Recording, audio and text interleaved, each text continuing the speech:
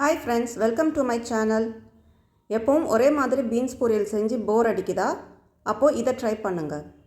இதுக்கு தேவையான பொருட்கள்: வெங்காயம், பூண்டு, பச்சை மிளகாய், வரமிளகாய், தேங்காய், மஞ்சள் தூள், தனி மிளகாய்த்தூள், கடுகு, சீரகம். இப்போது வாணலியை அடுப்பில் வச்சு 2 டேபிள் ஸ்பூன் எண்ணெய் ஊற்றிக்கோங்க.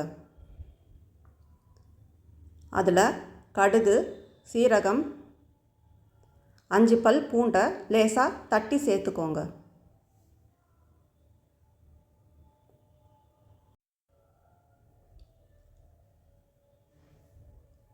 இப்போது இதில் 2 பச்சை மிளகாயை நல்லா இடித்து சேர்த்துக்கோங்க.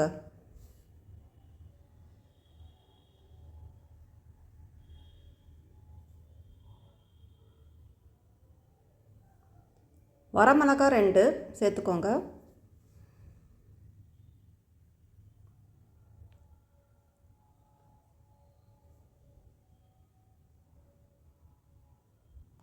தேங்காய் விழுது 1 டேபிள் ஸ்பூன் சேர்த்துக்கோங்க.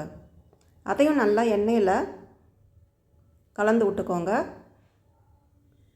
தேங்காய் பேஸ்ட்டும் இடித்த பச்சை மிளகாவும் தான் இந்த டிஷ்க்கு நல்ல டேஸ்ட்டை கொடுக்கும். இதில் மஞ்சத்தூள் கொஞ்சம், தனி மிளகாய் கொஞ்சம் சேர்த்து வதக்கிக்கோங்க.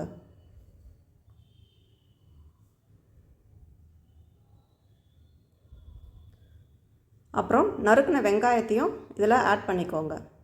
வெங்காயத்தை கடைசியாக ஆட் பண்ணால் போதும், ஏன்னா அப்போ தான் அது கொஞ்சம் க்ரன்ச்சி டேஸ்ட்டு கொடுக்கும். அப்புறம் கறிவேப்பிலையும் கலந்துக்கோங்க.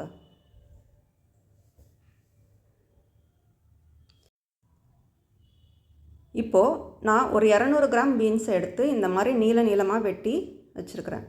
இப்போ இதையும் அதில் கலந்து விட்டுக்கோங்க.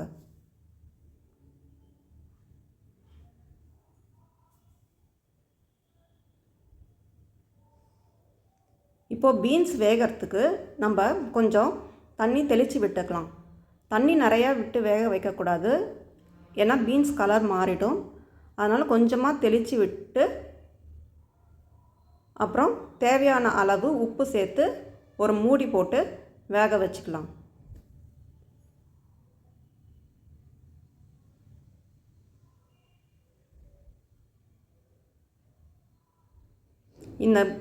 இது 10 நிமிஷம் வெந்தால் போதும். இப்போது திறந்து கடைசியாக துருவின தேங்காய் கொஞ்சம் போட்டு நல்லா கலந்து விட்டு